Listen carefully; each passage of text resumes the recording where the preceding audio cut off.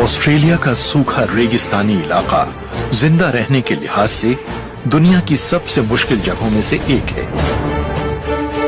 मगर इतनी मुश्किल में भी कुछ जीव खुद को जिंदा बनाए रखते हैं, जैसे कि रेड कैंगरू। लाखों साल में इसने बहुत कुछ सीखा है, मगर इस बार खतरा बहुत बड़ा है। यहां जबरदस्त सूखा पड़ा है। हजारों जीव पानी और खाने की कमी के कारण मर चुके हैं। ये शानदार कैंगरू भी खतरे की चपेट में है। क्या वो इस जबरदस्त सूखे से बच पाएगा, या फिर इस जंग में रेड कैंगरू का भी काम तमाम हो जाएगा?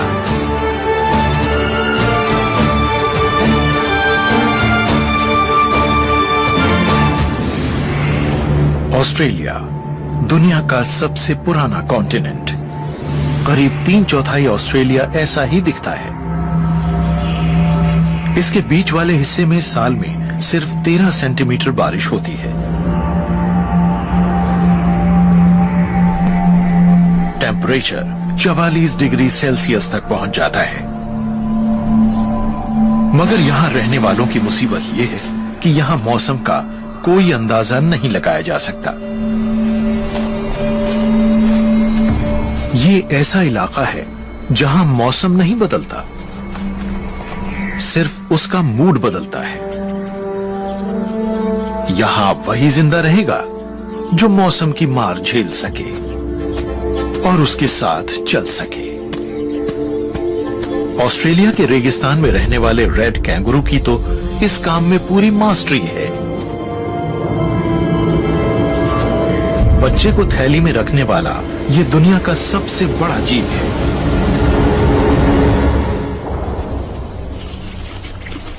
ये फीमेल अभी प्रेग्नेंट है। रेड कैंगरू फीमेल्स करीब करीब हमेशा ही प्रेग्नेंट रहती हैं। इन्होंने अपने रिप्रोडक्टिव सिस्टम को भी यहां के अनप्रेडिक्टेबल मौसम के हिसाब से बदल डाला है।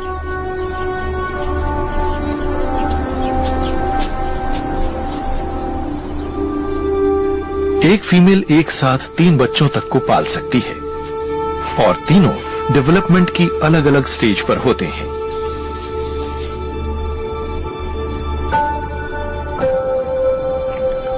ये है पहला बच्चा, पीनट। मां के पेट में 33 दिन रहने के बाद ये बाहर आया है। न इसकी आंखें हैं और न ही बाल। पिंक कलर का ये बच्चा मूंगफली के साइज जितना है। चलिए इसका नाम रखते हैं रस्टी।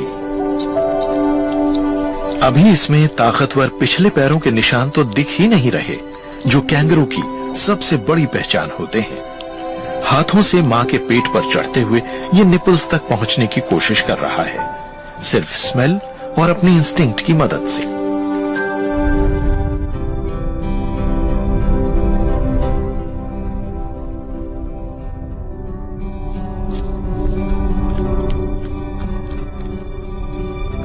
इसके फौरन बाद फीमेल फिर से मेटिंग के लिए तैयार हो जाती है। इसके हार्मोन्स फिर से ओव्यूलेशन शुरू कर देते हैं। फर्टिलाइज होते ही मां का एंडोक्राइन सिस्टम इस नए एम्ब्रियो को एक तरह से फ्रीज करके रख देता है। ये दूसरे नंबर का बच्चा है।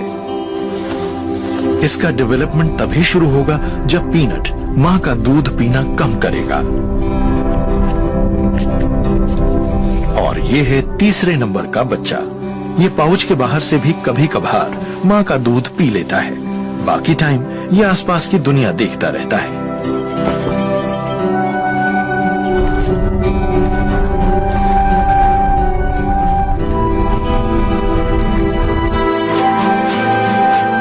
फीमेल एक जीती जागती असेंबली लाइन जैसी है, जो एक साथ 3 अलग अलग साइज के बच्चे पालती है। मगर मुश्किल आने पर इसे भी कड़े फैसले करने पड़ते हैं। वो अपने पाउच में पल रहे पीनट की मिल्क सप्लाई बंद कर देती है और उसके मरते ही फ्रीज पड़े एम्ब्रियो का डेवलपमेंट फिर शुरू कर देती है।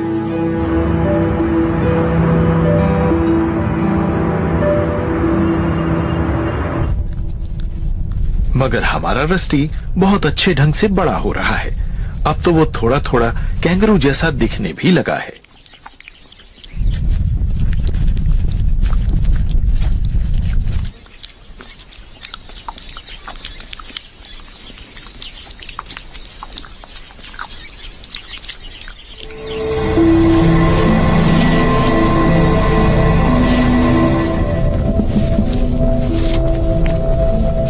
3 महीने का होने तक ये बाहर की दुनिया की आवाजें भी सुनने लगता है, जहां जल्द ही इसे भी आना है।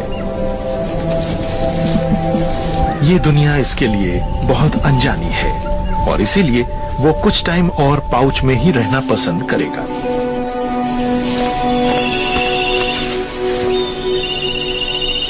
बाहर खाने की कोई कमी नहीं।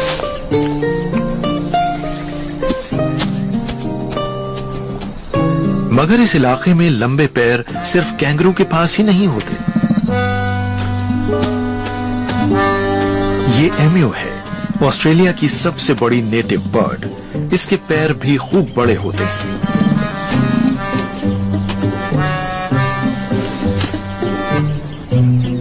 इसके पंख करीब 80% सोलर रेडिएशन को एब्जॉर्ब कर लेते हैं, जिससे नीचे की स्किन ठंडी बनी रहती है। और इस मेल एम्यू को तो वैसे भी दिमाग ठंडा रखने की जरूरत है। बच्चों को पालने की जिम्मेदारी मेल एम्यू पर ही होती है।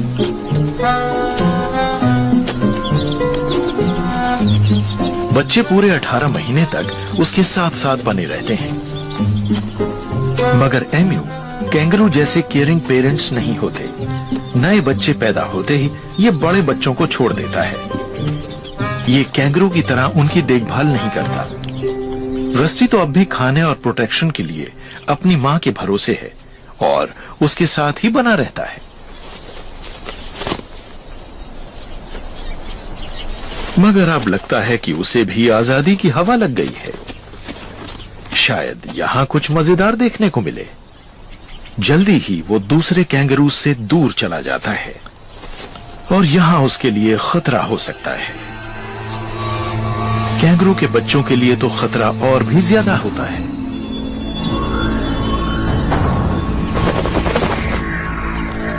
ये वेज-टेल्ड ईगल है, ऑस्ट्रेलिया की सबसे बड़ी शिकारी चिड़िया।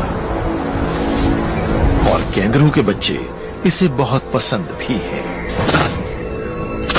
मां को पता भी नहीं है कि रस्टी कहां है। मगर ईगल बहुत अच्छी तरह से ये बात जानता है।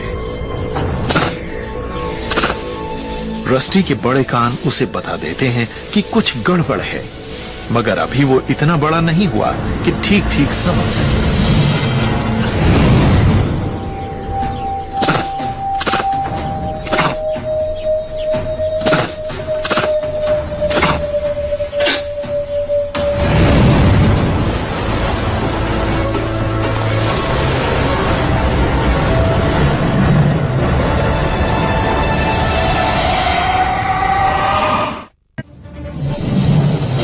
मां से दूर जाते ही रस्टी मुसीबत में घिर गया है। ईगल के पंजों में इतनी ताकत होती है कि वो रस्टी की हड्डियां भी तोड़ सकता है और उसे अपने साथ घसीट सकता है।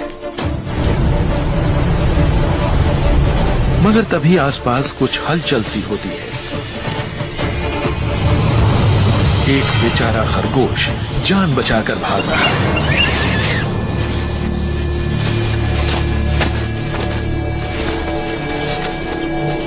रस्टी की किस्मत अच्छी रही कि ईगल को इस बार आसान शिकार मिल गया।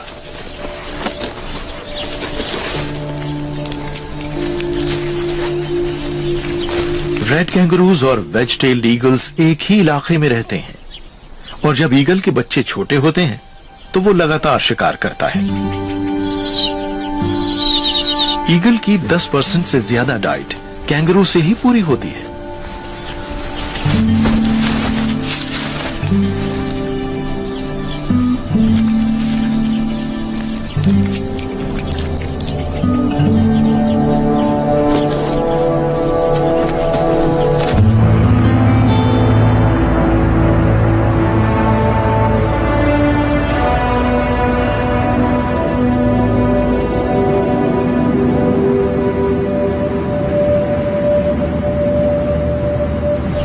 रस्टी की उम्र अब 8 महीने की हो चुकी है और वो इतना बड़ा हो चुका है कि अब उसे हमेशा पाउच से बाहर ही रहना होगा। कुछ महीने बाद उसे मां का दूध भी मिलना बंद हो जाएगा।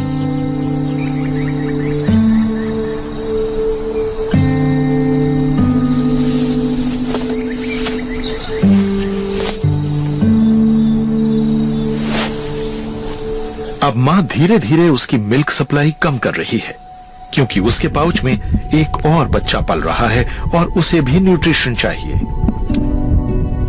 मां अब दो तरह का दूध बना रही है, रस्टी की बहन के लिए पतला दूध और रस्टी के लिए गाढ़ा दूध। दोनों तरह का दूध अलग अलग निप्पल से निकलता है।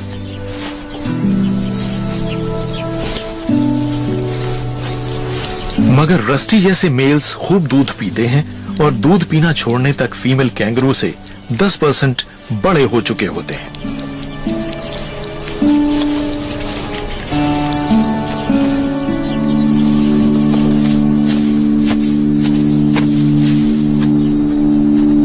लाड़ प्यार बहुत हो चुका।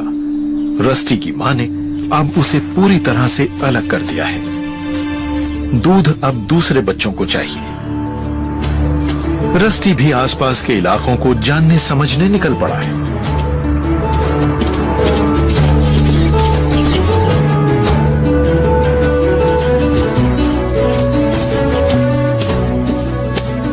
जल्दी ही उसे कैंगरूज का एक और ग्रुप दिखता है। ये ग्रे कैंगरूज हैं। ये रेड कैंगरूज से छोटे होते हैं और प्रेडिक्टेबल मौसम वाले इलाकों में रहना पसंद करते हैं। ग्रे कैंगरूज पानी की बचत नहीं करते और रेगिस्तान के किनारे पेड़ की छांव में आराम करना पसंद करते हैं। उनके लिए भी रेड कैंगरू का दिखना शायद एक नया एक्सपीरियंस है। यह उन दूर के रिश्तेदारों के मिलने जैसा है जिनसे पहली बार मुलाकात हो रही हो। यह कुछ अजीब तो है।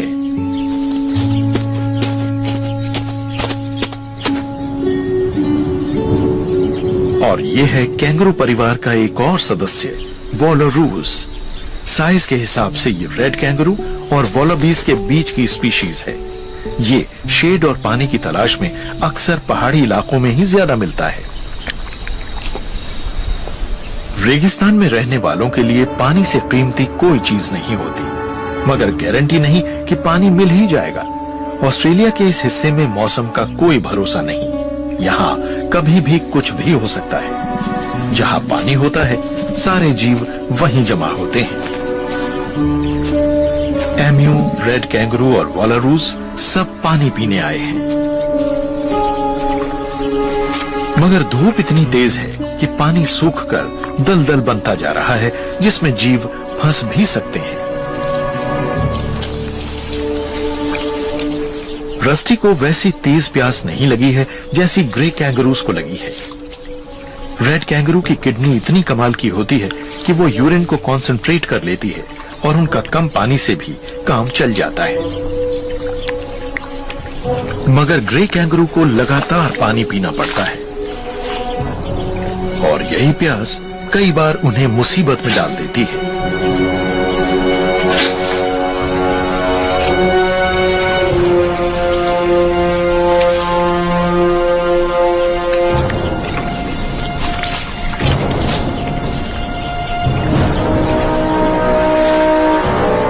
ग्रे कैंगरू का यह बच्चा बहुत गहरी मुसीबत में है और शिकारियों की नजर भी उस पर पड़ चुकी है।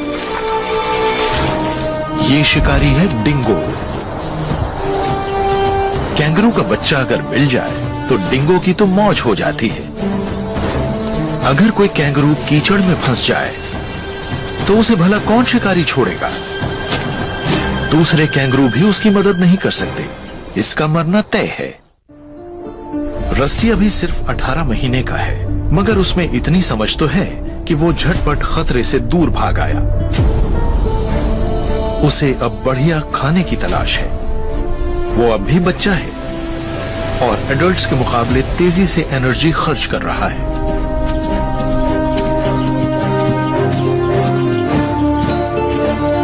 वैसे तो कैंगरूज के झुंड में हजारों कैंगरूज होते हैं, मगर ये झुंड कुछ ज्यादा ही छोटा है।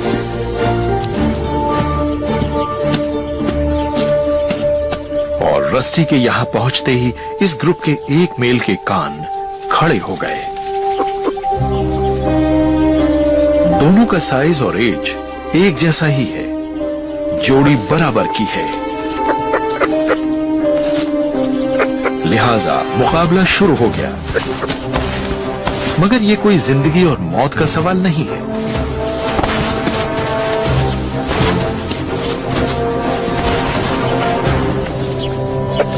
इससे ये जो भी सीखेंगे वो आगे इन्हीं के काम आएगा।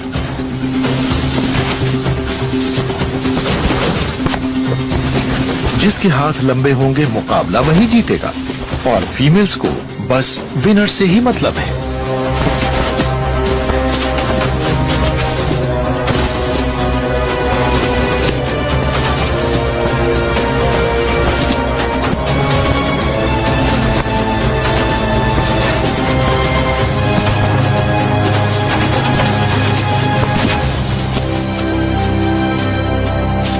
रस्टी इस बार तो नहीं जीत पाया, मगर आज इसने बहुत कुछ सीखा है।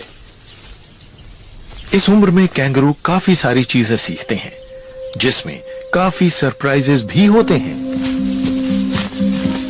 घास में सरसराहट होने से इस ग्रुप में थोड़ी घबराहट फैल गई, जिसमें रस्टी भी शामिल है।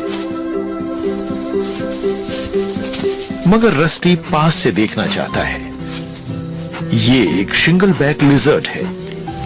इसकी चमड़ी काफी मोटी होती है और पूंछ देखने में सिर जैसी लगती है, इसीलिए इसे एक और नाम मिला है, टू हेडेड स्किंक। रस्टी जानना चाहता है कि इसके साथ क्या किया जा सकता है। इससे दोस्ती की जाए, इसके साथ खेला जाए, या फिर ये खाने की चीज है। मगर ये लिजर्ड तो इसमें से किसी काम की नहीं लगती। आखिरकार रस्टी ने इससे दूर जाना ही बेहतर समझा।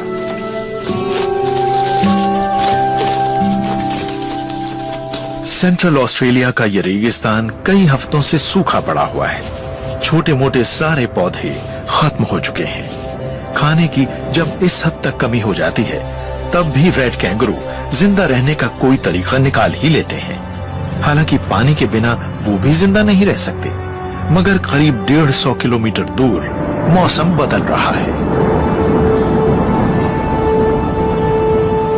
यहाँ बादल जमकर बरस रहे हैं और बारिश का पानी सूखी धरती को भिगो रहा है।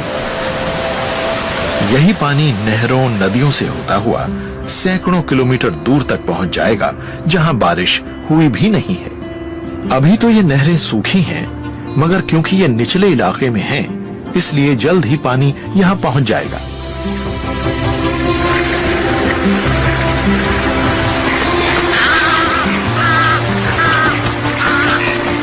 जो जगह अब तक सूखी पड़ी हुई थी, अब वो बदल रही है।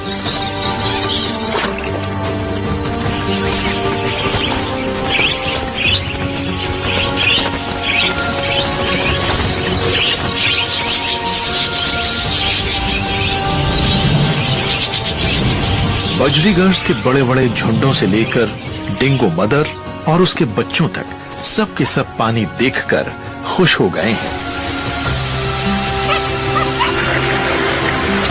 ईगल का बच्चा अपने नए पंख फड़फड़ा रहा है और ये नौजवान कैंगरू एक अलग ही मस्ती के मूड में है।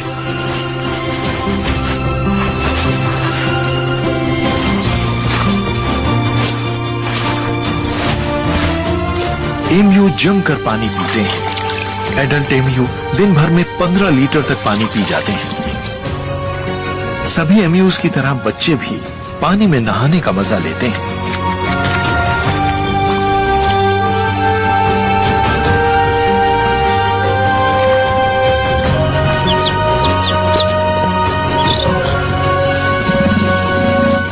इस रेगिस्तानी इलाके में करीब 5 लाख एम्यूज फल और बीज तलाशते हुए घूमते रहते हैं और एम्यूज की वजह से ही यहाँ के इकोसिस्टम को भी बहुत फायदा पहुंचता है। फल फूल खाते हुए ये आगे बढ़ते जाते हैं और उनके बीज नीचे फैलाते जाते हैं। इन्हीं बीजों से आगे चलकर नए पौधे पनपते हैं।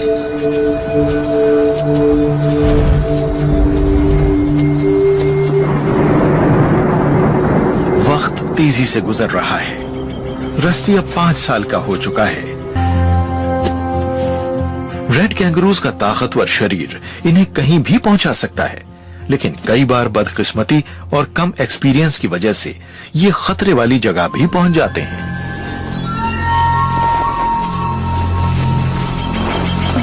इनलैंड टाइपेन दुनिया का सबसे जहरीला सांप है। इसकी एक बाइट में इतना जहर होता है जो 100 एडल्ट इंसानों की जान ले सकता है।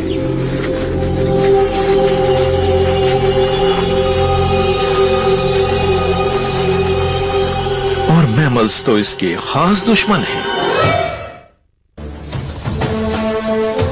ऑस्ट्रेलियन रेगिस्तान में रेप्टाइल्स खूब मिलते हैं, मगर कैंगरूज अच्छी तरह जानते हैं कि सांपों से दूर रहने में ही भलाई है।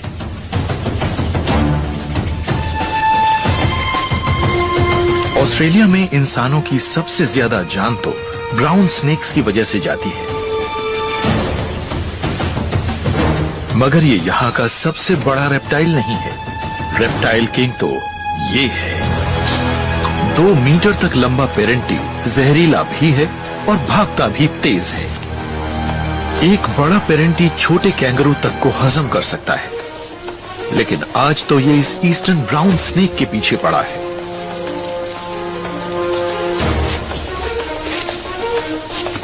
पेरेंटी अपनी 2 मुही जीभ की मदद से ब्राउन स्नेक की गंध का पता लगाकर उसके पीछे पीछे इस बिल तक पहुंच जाता है।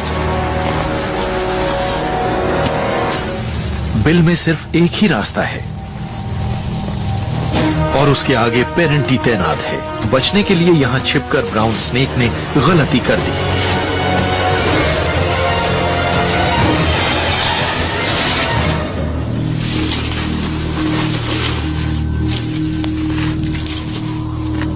इतना जहरीला सांप होने के बाद भी ये दूसरे रेप्टाइल का शिकार बन गया।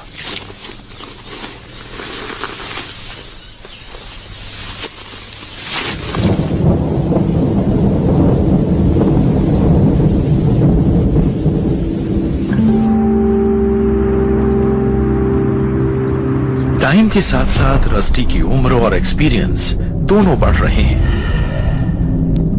अब उसका वजन 70 किलो के करीब पहुंच चुका है और अब तक वो दर्जनों मुकाबले लड़ चुका है। इस ग्रुप से वो पहले भी मिल चुका है और इस बड़े मेल से भी, जिससे पिछली बार वो डर कर भाग गया था।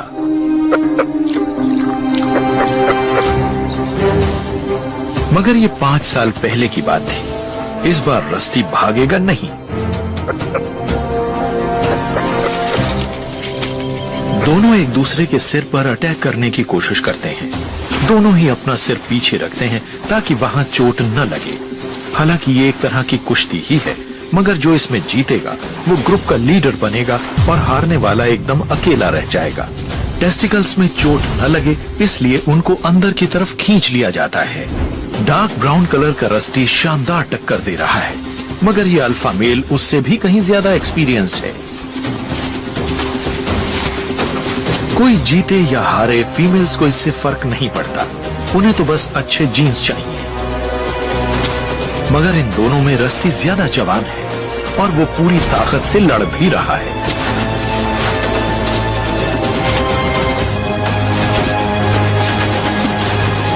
आखिरकार लीडर हार जाता है। अब सबका ध्यान इसी पर है।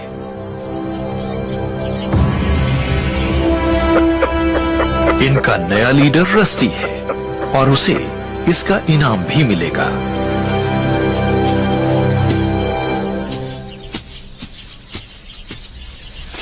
उसकी पहली पसंद ये वाली फीमेल है, मगर पहले वो सूंघ कर ये पता लगा रहा है कि वो मीटिंग के लिए तैयार है या नहीं।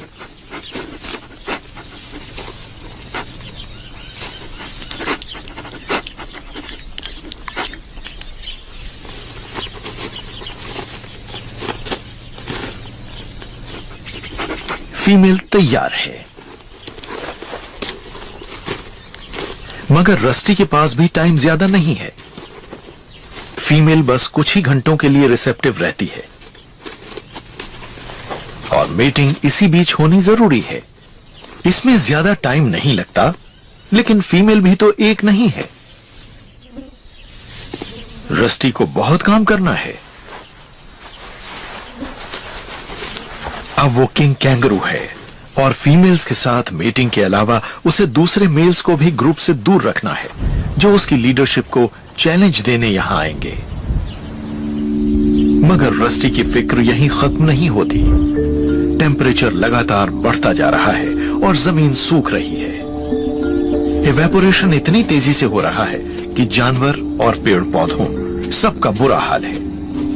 कहना मुश्किल है कि यहां मौसम कब बदलेगा, मगर बदलेगा जरूर। और ये देखिए इस गर्मी ने रेड कैंगरू को क्या सिखाया है। गर्मी से लड़ने में इनका कोई मुकाबला नहीं है। इनकी पीठ पर जो फर है वो करीब 30% हीट को रिफ्लेक्ट कर देती है और इनकी स्किन ठंडी बनी रहती है। इस थर्मल फुटेज में स्किन ब्लू कलर की दिख रही है। सामने वाले हाथों को लार से गीला करके ये अपने ब्लड को ठंडा करते हैं। ये ब्लड बहुत घनी कैपिलरीज से होकर स्किन के पास तक पहुंचता है।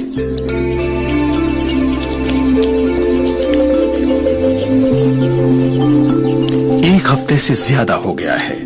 टेम्परेचर 38 डिग्री सेल्सियस से ऊपर है और इसने 1/3 मेल्स को बच्चों को जन्म देने लायक नहीं छोड़ा है। अगर ऐसा ही टेम्परेचर 3 महीने तक बना रहा तो ये नंबर डबल से भी ज्यादा हो जाएगा। रेड कैंगरू अपने स्पर्म बचाने के लिए स्क्रोटम्स को थूक से गीला रखकर ठंडा करते हैं। लड़ाई के वक्त ये स्क्रोटम को सिकोड़ लेते हैं, मगर अभी इस गर्मी में वो इसे ज्यादा से ज्यादा बाहर लटकाए रखते हैं और बॉडी टेम्परेचर के मुकाबले उसे 7 डिग्री ठंडा रखते हैं। जमीन से कुछ ही इंच नीचे की रेत भी ऊपर के मुकाबले ठंडी होती है। जब तक ठंडी रेत नहीं मिलती, रेड कैंगरूज जमीन खोदते रहते हैं और फिर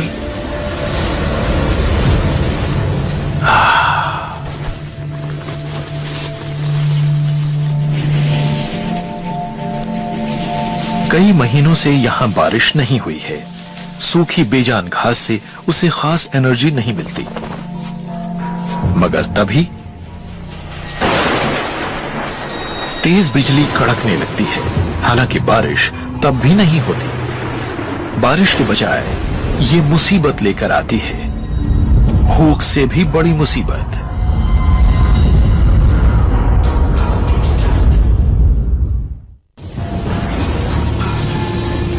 बिजली गिरने से सूखी घास में आग लग जाती है।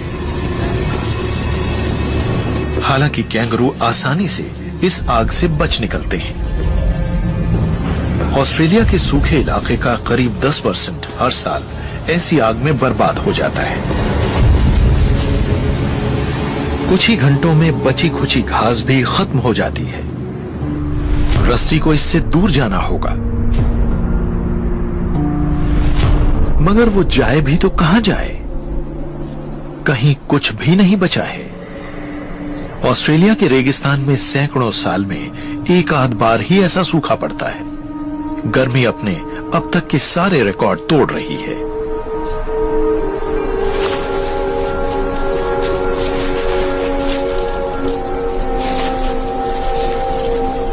यहां रहने वाले किसी भी जीव ने ऐसा सूखा कभी नहीं देखा, ना ही रस्टी ने।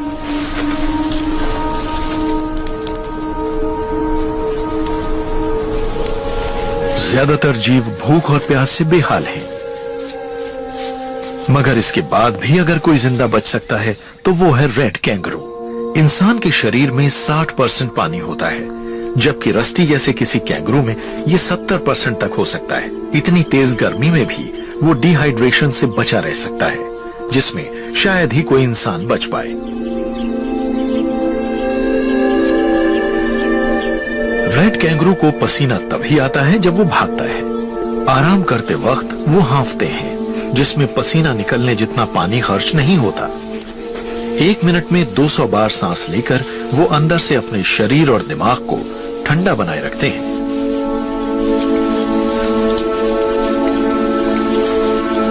इसके अलावा वो अपने हाथ चाट चाट कर उनको ठंडा करते रहते हैं, मगर इसमें भी उनके शरीर का पानी तो खर्च होता ही है।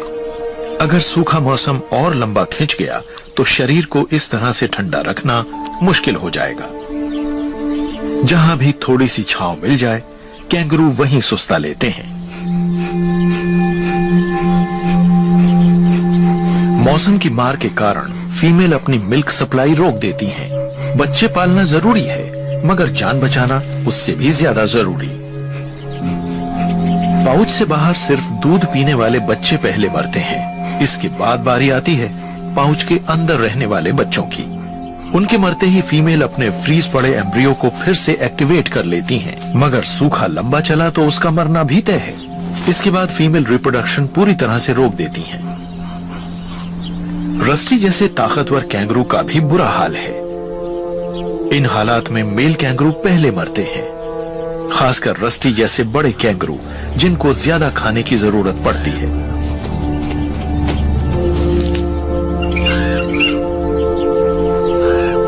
रेड कैंगरू के मरते ही वेज-टेल्ड ईगल्स की दावत शुरू हो जाती है।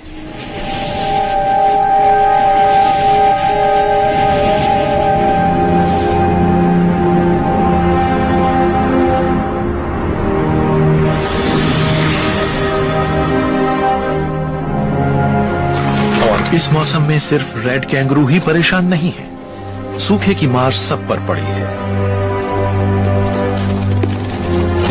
जरा सी खुराक के लिए शिकारी भी एक दूसरे से भिड़ रहे हैं।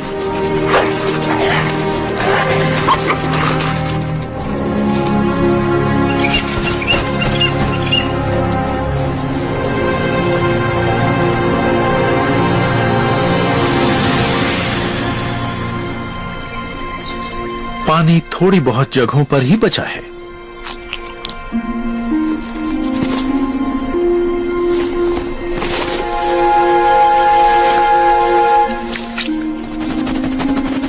पानी खारा और रुका हुआ है।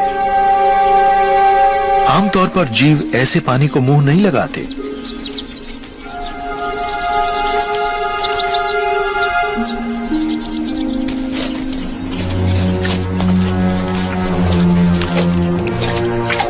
मगर वो प्यास से बेहाल हैं। सूखे ने सबको एक जगह इकट्ठा कर दिया है।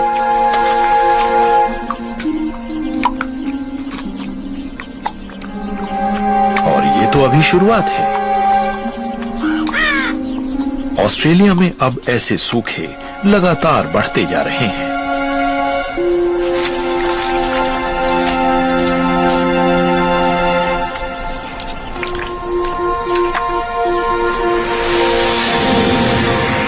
गर्मी लगातार बढ़ रही है और मरने वाले जीव भी। इन्हीं में कई रस्टी के बच्चे भी हैं।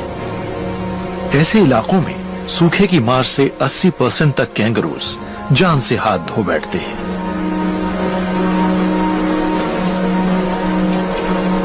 मगर ऑस्ट्रेलिया के रेगिस्तान में रहने वाले भी कम हिम्मत वाले नहीं हैं। भले ही ऐसा सूखा सैकड़ों साल में कभी कभार पड़ता हो, मगर इन स्पीशीज ने हजारों साल में ऐसे न जाने कितने मौसम देखे और झेले होंगे।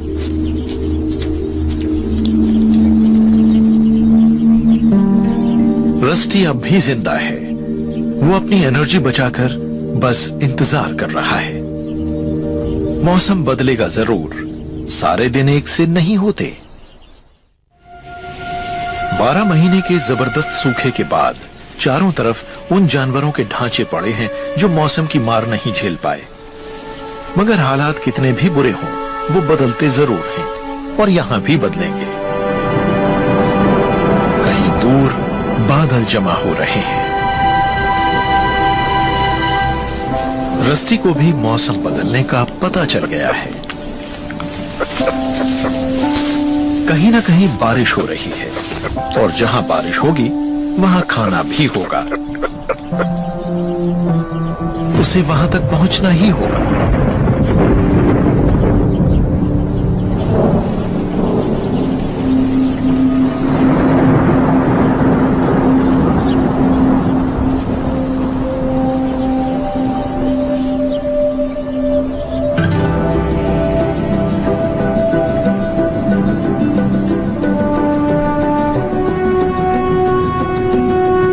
बची खुची ताकत समेटकर रस्टी तूफान की तरफ आगे बढ़ता है।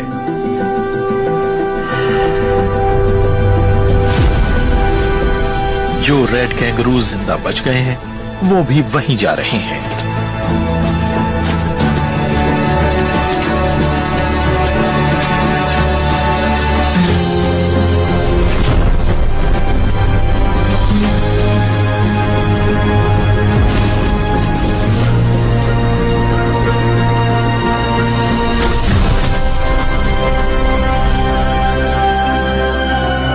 जब रस्टी वहां पहुंचता है जहां बारिश हो चुकी है तो उसे एक नई दुनिया नजर आती है।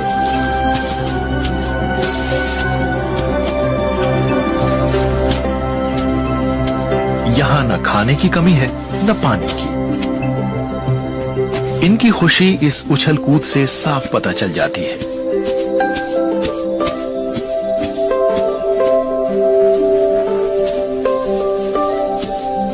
अब ये यहीं रुककर मजे से अपने दिन काटेंगे। कुछ ही हफ्तों में मेल और फीमेल सबको अपनी खोई हुई ताकत वापस मिल जाएगी और वो एक बार फिर से रिप्रोडक्शन शुरू कर सकते हैं।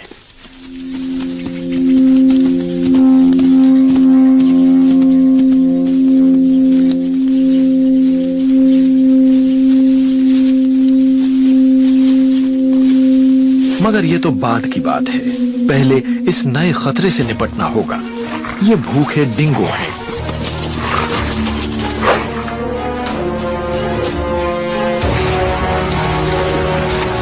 मिलकर शिकार करने से डिंगो की सक्सेस रेट बहुत ज्यादा बढ़ जाती है। वैसे तो डिंगो सबसे कमजोर कैंगरू को निशाना बनाते हैं, मगर जब ग्रुप इतना बड़ा हो तो बड़ा शिकार भी किया जा सकता है, जैसे कि रस्टी का।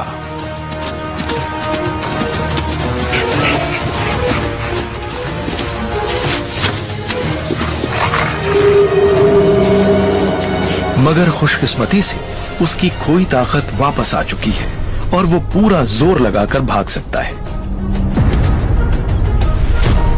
रस्टी तेज जंप लगाकर अपनी स्पीड नहीं बढ़ाता, वो लंबी जंप लगा रहा है। उसकी एक ही जंप 7 मीटर तक की हो सकती है। 16 किलोमीटर प्रति घंटा से ज्यादा स्पीड होते ही रस्टी बड़े आराम से रॉकेट की तरह दौड़ने लगता है। रस्टी तक पहुंचने के लिए डिंगो को भी उसी की तरह तेज दौड़ना होगा।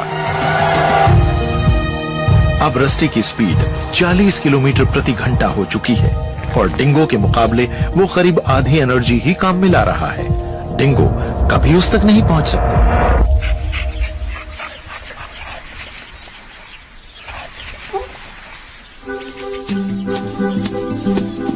सूखे की वजह से जो बच्चे मर गए थे, रस्टी को उनकी भरपाई भी करनी है।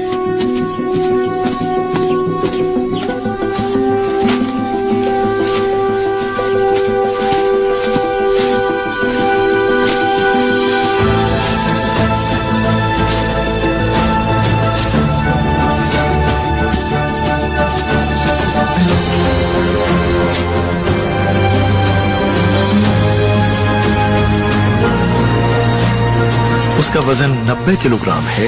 वो ताकतवर है और जवान भी। उसके सिवाय कोई और इस ग्रुप का लीडर हो भी नहीं सकता।